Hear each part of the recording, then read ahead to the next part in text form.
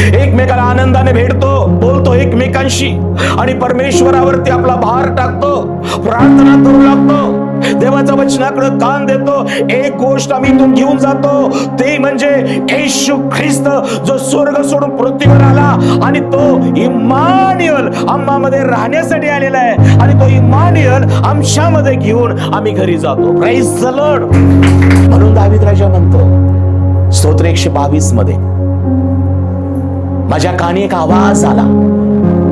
कोणता आवाज? आपण परमेश्वराच्या मंदिराला जाऊ. प्रियजनांनो, नेमका रविवारच्या दिवशी शब्बात दिनी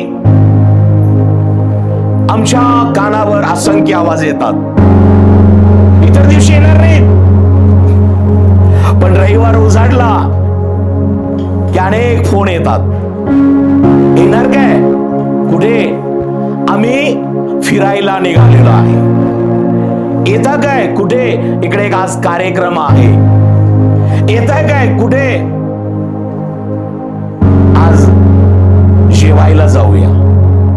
आज अनेक आवाज आपल्या कानी येतात. आणि प्रियजनांनो, जे परमेश्वर प्रेम करतात, जे परमेश्वराची आज्ञा पाळू इच्छितात, ज्यांनी निश्चय केलेला आहे की परमेश्वर मला 6 दिवस सांभाळलं, माझ्या उद्योगात यश दिलं, माझ्या नोकरीत यश दिलं, मी आणि माझा परिवार 6 दिवस श्रम केलं आणि परमेश्वराने मला शक्ती दिली, आरोग्य दिलं, परमेश्वराने मला सुस्थिती आरोग्य दिलेलं आहे आणि मग आता मी रविवारच्या दिवशी सर्व कामकाज बाजूला ठेवून परमेश्वराच्या पवित्र स्थानी जाणार आहोत, स्तुती करणार आहोत, साक्ष देणार आहोत, वचन ऐकणार आहोत, अर्पण देणार आहोत. हा जेव्हा निश्चय तुम्ही करता, तो निश्चय देवाला आवडतो आणि मग देव तुम्हाला इथं आणून तुमच्यावर प्रेम करण्यास, तुमच्यामध्ये वस्ती करण्यास तो परमेश्वर निश्चय करतो. आणि हा निश्चय प्रियानो सैतानाला समजतो. हॅलो.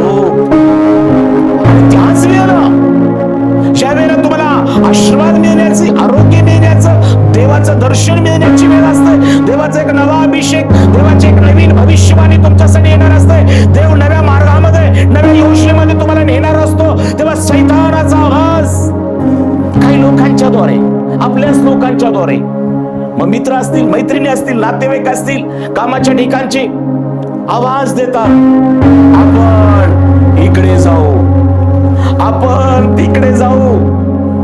आणि आज ज्याने देवाचा आवाज ऐकला ते तुम्ही आहात. Praise the Lord.